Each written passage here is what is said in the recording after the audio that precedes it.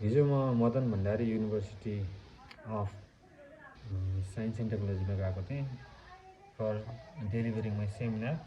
त्यहाँ चाहिँ नास्पतिको ठुलो बगैँचा पनि थियो। नास्पति चाहिँ टन्नै रहेछ। त्यहाँका सरहरूले चाहिँ मलाई नास्पति त्यहाँ चाहिँ एकजना गाडीदारले टिपेर नास्पति यसो पठाइदिनु भयो होइन। कस्तो रहेछ नास्पति म यसो चाख्न गइरहेको छु है।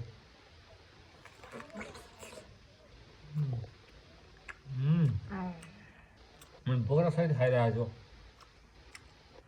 कमलो भएर। अहिले नास्पति त्यो छिप्पिने बेला त भएको छैन, कमलो भएर है त्यो पनि मिठो।